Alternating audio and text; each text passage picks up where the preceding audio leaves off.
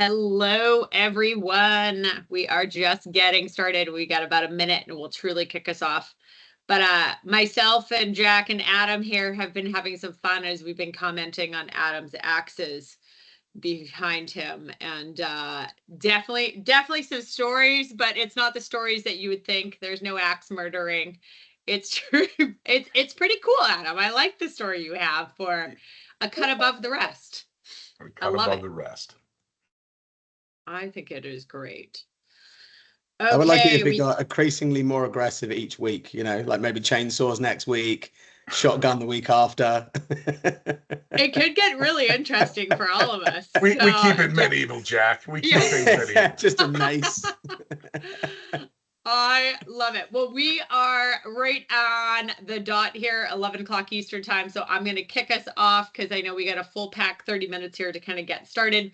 As you guys all know, I kind of start with the exact kind of thing and story, so you all know why you are here, but wanted to welcome everyone to webinar 3. Cannot believe that we are almost halfway through this of our 9-part series focused on technology, shaping the future of staffing. For those of you that do not know me, I am Erin McKenzie, VP of Client Services here at Newbury Partners, and I will be your host through these conversations and all the webinars, and they are designed to be short, actionable, and truly focused on solving real challenges that you guys are facing day in, day out, whether you're a recruiter, an operator, an executive, sales, we've got something for all of you here. So before I truly dive in, I wanted to just kind of thank all of our sponsor technology partners that are a part of this series. So you guys can look them up, see them here. You will get access to this deck after. So we're joined by many different partners across the industry, from automation to scalability to compliance to sourcing, you name it. We got something for all of you. So let's truly jump in and get a little bit of who are we chatting with today? So we've got Jack Copeland first.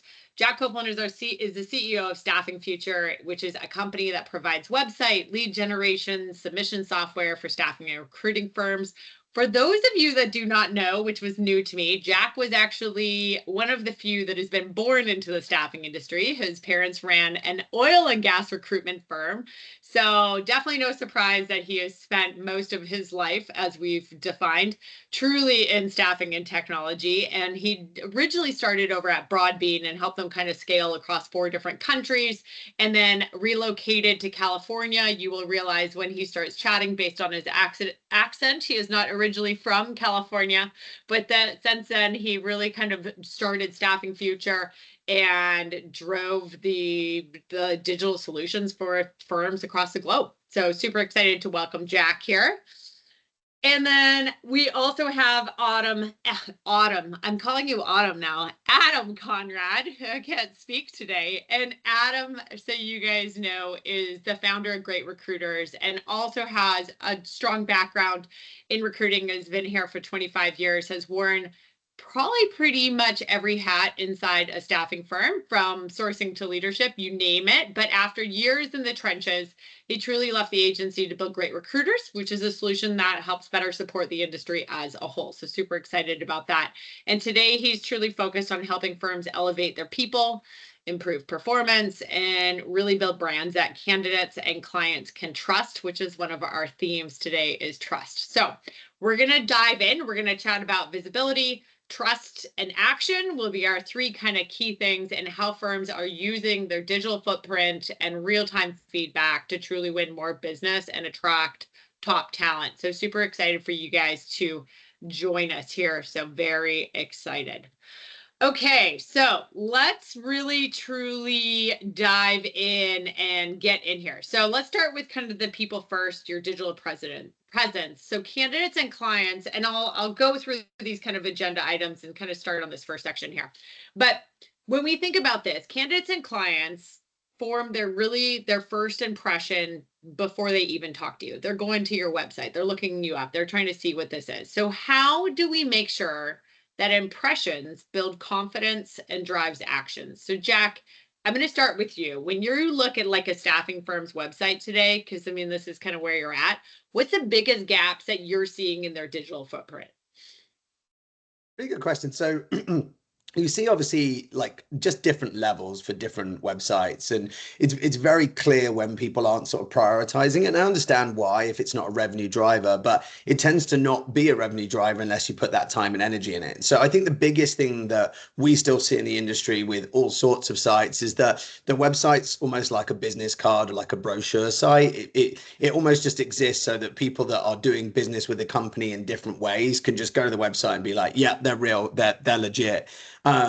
But the trouble with that, right, is that all of your candidates are consumers. They're used to DoorDash, they're used to, Shopify, they're used to banking online, they're used to meeting all of these other businesses in a digital way and building trust in that respect. And so they're just not getting the same experience that they would in other industries and potentially from other staffing companies. And so you find that if the websites don't have functional elements, if they don't have jobs, if they don't have reviews, if they don't have referral programs, if they don't have elements of self-service, if they don't have featured talent, if they're not integrated with your marketing, with your social, then they're just not really adding any value. And so you get to that point where they're just a cost center, even though the cost can be pretty minimal. They're not really part of your marketing's tech stack, and they're not really sort of adding any value to your wider business, which is an opportunity that I think a lot of people miss out on, especially because you can start pretty low and build up that low hanging fruit. You don't necessarily need to do everything all at once. And then on your theme of trust as well, Aaron, I'm not even sure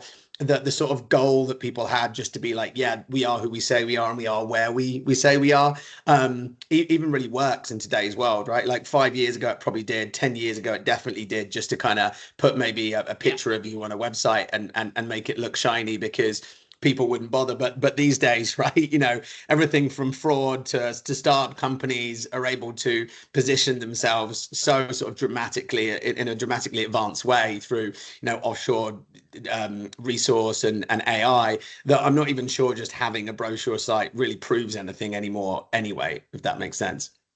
No, that totally makes sense. And I think that there's definitely I know I'm always clicking in and then I'm looking and then I'm researching them and are these actually valid? So no, I totally get that. I think that's super valid. I think a lot of people will resonate with that.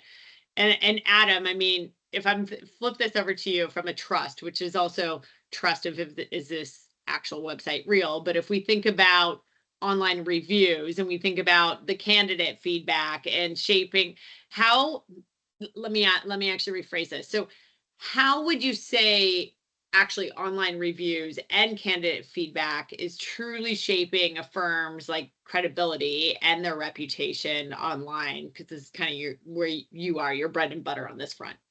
Yeah, I mean, transparency leads to trust. And in today's world, your reputation is not what you say about yourself. It's the stories what others are saying about you every single day.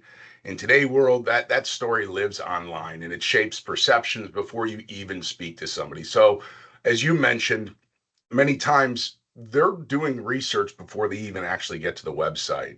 And online reviews and real-time candidate feedback are now probably the most powerful credibility and reputation drivers for any staffing firm, arguably more influential than any other marketing campaign you can run.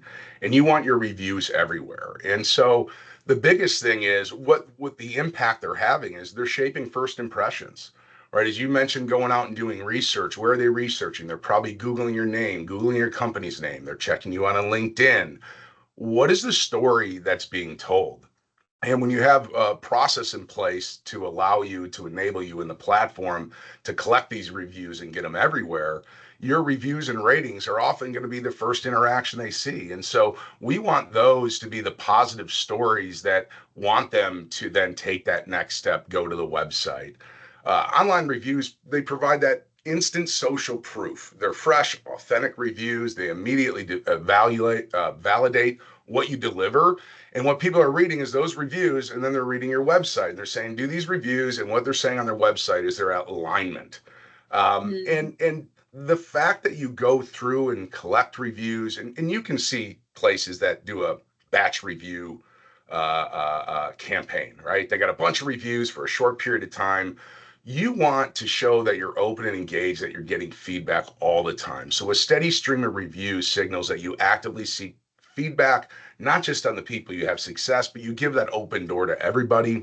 And it shows that you care about driving that experience that you're promising on your website. Uh, Building trust before the first conversation is essential. People talk about the number of calls you make. I talk about what's your callback rate. It doesn't make you make. It doesn't matter if you make 100 calls if only 10 people call you back. You could make 50 calls and get half of them to call you back. You just got 2.5 times more callbacks. And so, really, publicly visible feedback demonstrates accountability, commitment to that experience, and it's going to help you 10x your referrals, get you 50% more callbacks, and it's going to create faster time to placement. I think that's huge because when I think about, I'm going way back into my recruiter days, and it wasn't about measuring callbacks. It was how many calls, how many dials could we do in a day? And it was, we didn't measure how many people called back. We just measured like dial, dial, dial, dial, dial. How long were you on the phone for? So yeah, that's key.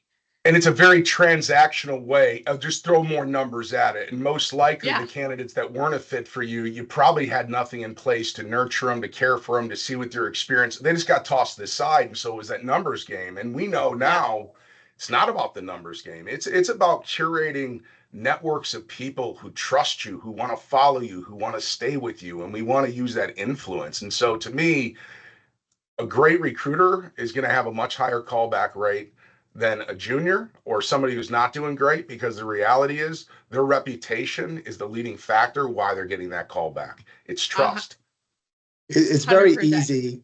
It's very easy just to kind of look at it when you get busy and go, okay, just more activity leads to more results, right? And if you don't do the activity at any level, then of course, you know, you're not going to give yourself enough options, right? Give yourself an opportunity to get some results. But at the same time, like it's cliche to use the phrase, you don't know what you don't know.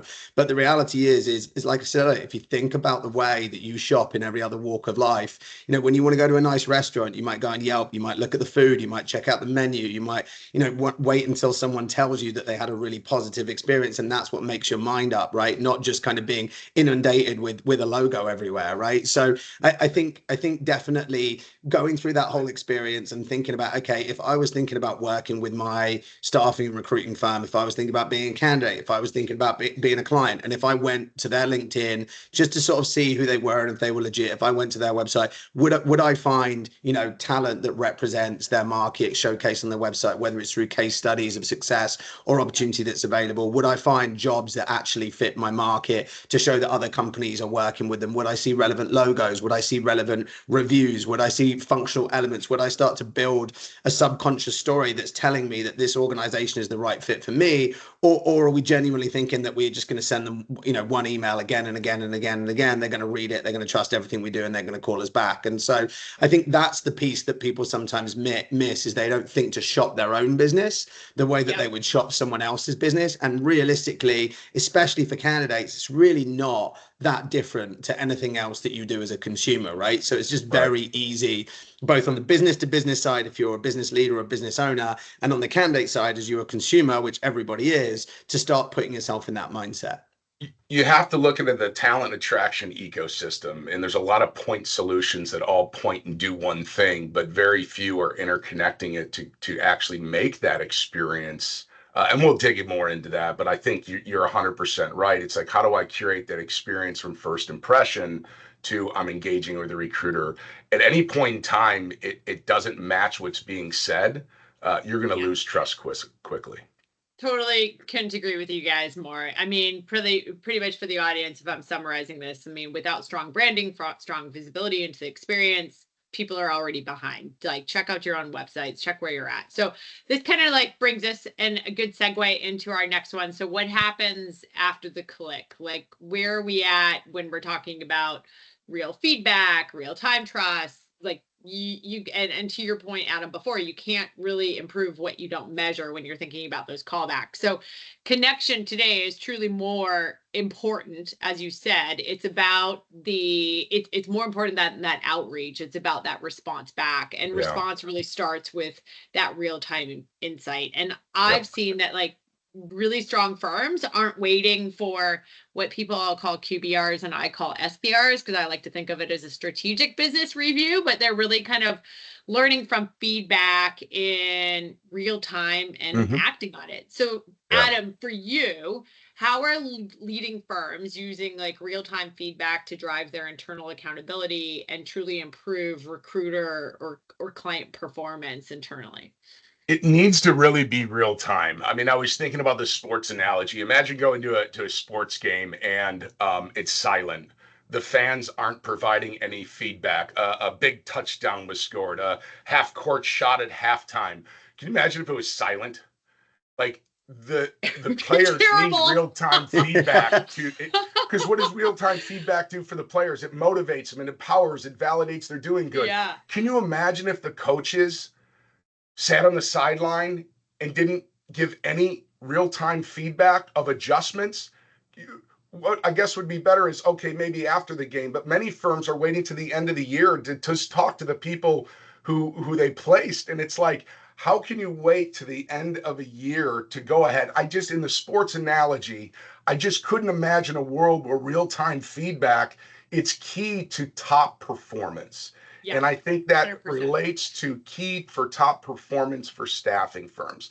Staffing firms that treat real time feedback uh, beyond a marketing piece, it's live, it's operational, it's for accountability, coaching, and continuous improvement. That can't happen at the end of a quarter or the end of the year. And the reality is, it's a team sport. The entire organization must be involved, starting at the top.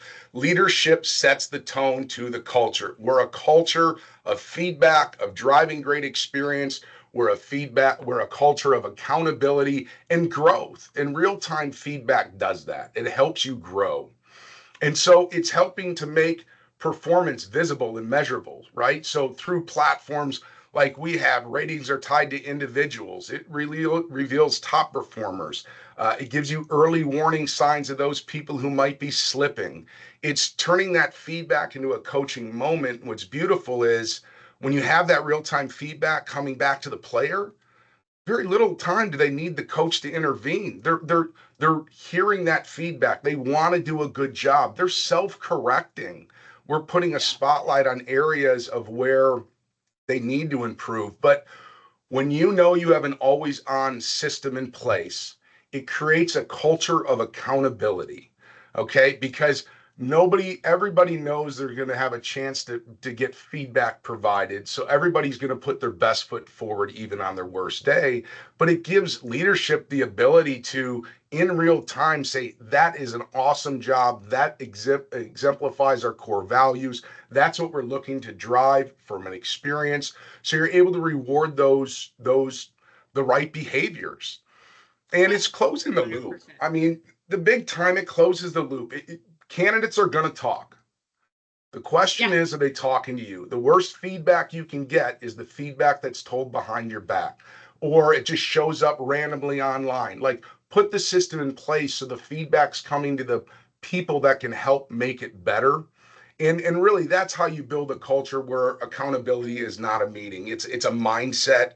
When the feedback loop is always on, excellence is not an event, it becomes the standard. And once you have that culture of accountability, you can take the proof from those great experiences and use it for fuel for your future growth. And in many ways that staffing firms aren't even measuring today. I think that's huge. And that probably like all ties in, Jack, to like your side. I mean, Adam chatted about like the culture, the core values, the accountabilities, the growth. So when we look at taking that feedback that all of the recruiters are getting internally, how do we take that feedback and truly turn it into the digital strategy side? So whether that's showcasing the testimonials, whether it's building like different landing page, whether we need to refine our message based off of the feedback, what are things that you look at from that perspective? Yeah, really good question. I mean, I've been in the industry 21 years, right? And I've said this a few times, but sometimes when you're qualifying staffing companies, they can't, like, to understand whether you're a fit, they can't help but go into sales mode. And so they've spent the whole time selling their business, and they'll turn around and they'll be like, well, the thing about us, Jack, is, we're a little different. And then they'll tell you one of the same 3 or 4 stories, because ultimately we're all kind of selling the same thing, right? Like, there's only so many unique ways to pitch the concept of recruitment and staffing, and every now and then you do see like a unique methodology of it. But if your pitch is that you're niche, or that you're local, or that you work with all the best candidates in your environment, or that you just build really, really good, meaningful relationships, and you're candidate centric, which are is just those 3 alone is probably 70% of the market, right?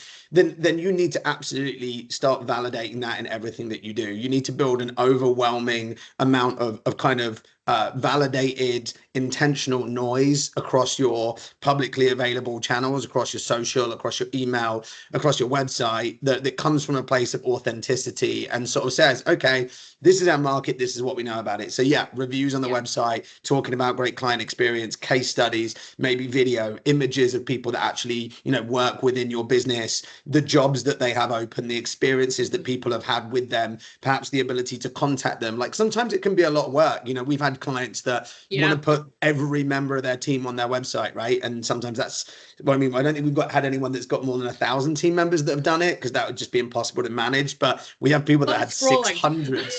Yeah, I mean, we got clients that got 10,000 recruiters. I'm like, that would be a lot. But I know people that have got 600 sales and recruitment people. They put them all on the website, and then they want every job aligned to every recruiter. It can be a lot to manage, right? With turnover of staff and pictures and summaries and all the rest of it. But like, ultimately, if you're in that market, maybe it's less relevant in some of the really transactional types of recruitment, or in some of the more cutthroat elements where it's just about the job or the talent. But for most of our industry, candidates are going to want to know who they're working with. They want to know what experience they've got. I know a few people personally from the industry, right? Like, I'm so used to dealing with sales leaders and recruiting leaders and CEOs of businesses. You don't necessarily interact with recruiters all the time. And, I met someone down the dog park that's a travel nurse recruiter. And, they managed to get 3 referrals just from people messaging them on Facebook saying, hey, this person, this facility said you're awesome and I want to work with you, right? And that company's a startup. They don't really have a website yet. They don't really have a digital presence. But it just kind of goes to show how, if you have good people, you can have positive experiences, and people that just really want to work with those individuals. And the job is to then like amplify that, make more noise about it, put it on your website, and try and get that culture across the whole business. And just try and sort of validate it in every part of your digital footprint. No, I think that totally makes sense. And I mean, and I love the fact that you met someone down at the dog park, because it's about the people that talk, where you go, where you meet. I mean, I'm meeting people all the time, walking my dogs. It's crazy. And you just never know what industry they're in, and where those different connections and what stories they're going to tell that are going to help different shape you to where you're going. So I think this makes. I moved to Texas, and I bumped into someone in the dog park, and within 3 weeks I got them a job. So who says I'm not still a recruiter? I love it. A former travel nurse recruiter working in a bar, and I was like, I've got you. The power of connection. I am loving it. Okay, so kind of really to summarize this section. I mean, because what I love here is it's not just tech for tech's sake. It's about technology that creates confidence for everyone that we're touching, from our clients to our recruiters internally to our companies, everyone that we work with. So if we talk about now taking this and kind of really putting it truly into action and talking about conversion, because we chatted about trust at the beginning. If we take those clicks, we take those relationships, we take everything we've chatted about, how do we turn that even more into growth within our organization? So when someone's engaged, our goal is we want to move them along. We don't want to lose them, as we chatted about, Adam, where it just used to be click, click, clicks. We don't want to lose them in the funnel. We want to turn a great experience into real growth. And so, like, Jack, when we're thinking about this, like, what website tools or strategies are you seeing that are truly driving the most successful lead conversions? I know you talked about video as well, and I was like, oh, that's actually one that would probably be very good. But what are you seeing that's really kind of driving that conversion into growth? Yeah, really good question. And look, so first off, conversion's really, really important. And it's no different to what Adam was talking about earlier, the number of calls you make versus the number of callbacks or number of answers you get, right? That's an example of conversion right there. I think we're so used to talking about it. Sometimes people they're like, I don't really know what you mean by conversion. But right, it's converting basically eyeballs, traffic, some form of engagement into something meaningful and engagement level, right? So obviously that's a lead, but it could be someone leaving a review. It could be potentially something further up the funnel, like something watching a video. This is all stuff that's just going to move people down the funnel, remember who you are, make them sort of more likely to engage. And so just like Adam's analogy around the calls, right? Do you want to just have more traffic that maybe isn't relevant and doesn't convert, or have, good relevant traffic, but you don't have the methodologies for people to convert? It's just kind of pointless and meaningless, right? You've just got a leaky bucket or a leaky funnel. Yeah. So the stuff that we see, obviously job boards, right? People want to look at the jobs that are available. They want to apply to them. But even if they don't want to apply to them, right, they just want to know that they exist, right? If you're going out and marketing and you're approaching passive candidates, it's still important to have a area where you can present that job to them, because they want to read about it before they talk to you, right? Especially to a point, millennials and Gen Z and people that just they operate via text. They don't even like to call each other anymore. So you kind of got to meet them where they're at. But there's also lots of other methodologies, right? Things like secondary conversions. Job alerts have been around for a really long time, but now you can get really good matching that makes it super easy to create job alerts, which is great. Secondary conversions as well, like referrals, right? Or even leaving a review. And what we're seeing, right, and maybe this is a bit of a shameless plug, but I think it's a trend that the industry is going to adopt. But we recently started putting featured talent on the website, which of course becomes a lot more possible with AI that pares profiles down and stuff. And we had some engagement, but we started gating that so that people wouldn't really look at it until they plugged in their email address. And we were really surprised by the amount of leads that we were getting. You're talking about 10, 15x on the client side in terms of volume of leads, because and it makes sense, right? We're looking at these website analytics. We see people going to the staffing page. So yes, sometimes it's through SEO, but often it's because someone's made a phone call, or they've heard a referral, or they've seen something on LinkedIn. They are shopping that business, right? But there's just not a compelling reason for them to reach out. And then you turn around and go, okay, well, look, why don't you look through, a couple of hundred people that we've got on our website that are in your niche. And if they find the right person, that's a compelling reason to reach out. But also sometimes people will plug that email address in just because they want to have a shop around. And if you then know who they are and what they've looked at, you've got the ability to follow up. So, not just focusing on the conversions at the bottom, focusing on the conversions at the top that drive that engagement, and focusing on some of those lighter conversions in the middle that allow you to pick up an email address and remarket and retarget someone. I think that's definitely massive, and I think that's huge. And when we look at those referrals and different things that are coming in, and we look at those client engagement, I think that it just makes a world of difference. So Adam, if I switch over to you, I mean, when we're getting those reviews, we're getting those testimonials, we're getting that feedback that's coming in. I mean, it's not just driving that candidate engagement, but what would you say, how can we use, it also gets us client referrals and inbound business. How can we use those to drive more of that internally for getting more folks coming in and kind of just growing there? Yeah, I mean, when you consistently, like Jack said, everyone's promising the same thing on the upfront, right? The rubber meets the road when you actually engage. But when you consistently drive that great experience and you have that proof, right? That real-time feedback, the reviews to back it up, and you have it with the right platform that makes it easy to help you promote that greatness, you just create a growth loop. And you turn that trust into more conversations, into more callbacks, into more inbound leads. And really, I think, as I mentioned earlier, I think the reviews are probably the most powerful marketing asset a company has. And if you're not making your reviews the tip of the spears of your marketing, you should. You should showcase recruiters and ratings in your marketing material on your website. The public profiles that we provide recruiters gives them the ability to share that page with their network. Include it in your outbound emails to instantly build that trust. Include it with the introductions. What we recommend is when you're doing an outbound, whether to a client or a candidate, up front, provide them the information that they're already looking for, right? The good, the bad, the different. It shows that you know who you are, and they're going to automatically have more trust. They're like, these folks know what they're talking about. Beautiful thing that we see in RFPs and in presentations is highlight the recruiters. A staffing Yeah. firm is only as great as their recruiter's ability to attract talent the end client otherwise can't attract.